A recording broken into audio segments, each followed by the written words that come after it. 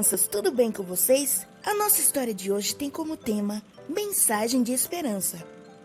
O verso que tem tudo a ver com a nossa história de hoje está no livro de Mateus, capítulo 24, versículo 14, que diz assim: E disse-lhes: Ide por todo o mundo, pregai o evangelho a toda criatura. E este evangelho do reino será pregado em todo o mundo, em testemunho a todas as nações, e então virá o fim. Antes de começar a nossa história, gostaria de saber se você já fraturou o pé, se já andou de muleta. É muito ruim estar com o pé quebrado, não é mesmo? Sabem por que eu fiz essa pergunta? Porque uma de nossas personagens, na época, tinha 61 anos e caminhou 64 quilômetros, mesmo tendo os 2 tornozelos quebrados um dia. E a nossa personagem principal de hoje é a vovó Ellen.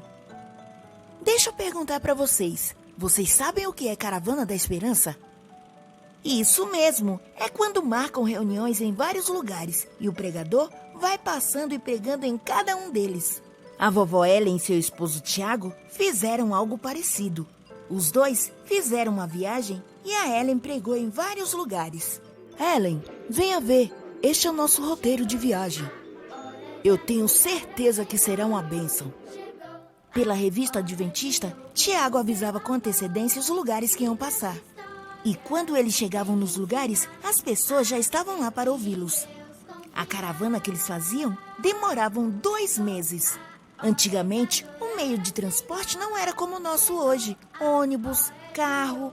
Eles viajavam em carroças puxadas a cavalos. Essas viagens eram muito cansativas, tanto para os cavalos e também para as pessoas. Quando o cavalo ficava cansado, eles paravam e lhes davam comida, água e deixavam que descansasse. O nome desse cavalo era Charles. Em uma dessas viagens da parada de descanso, após alimentar o Charles, Tiago escreveu a primeira lição da escola sabatina em seu chapéu usando como mesa. O seu chapéu era muito útil nessas viagens. Após o descanso, a caravana seguia novamente ao seu destino. Era uma bênção ver todo aquele povo esperando nos lugares para ouvir a voz e os conselhos de Deus. Em uma outra ocasião, Ellen tinha que pregar em uma outra reunião campal.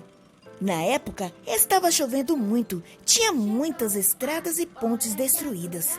Então, ela pegou o trem e foi, mas poucas paradas depois, o trem parou e falaram: Atenção, senhores passageiros, vamos ter que voltar, está muito cheio de água, é impossível prosseguir viagem.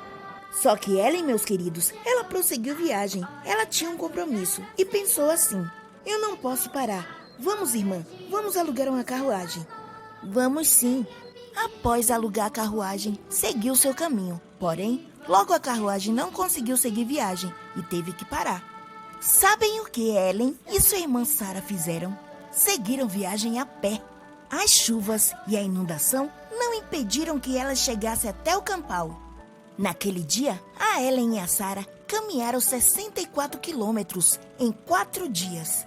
A Ellen tinha 61 anos e a Sarah tinha um pouco mais.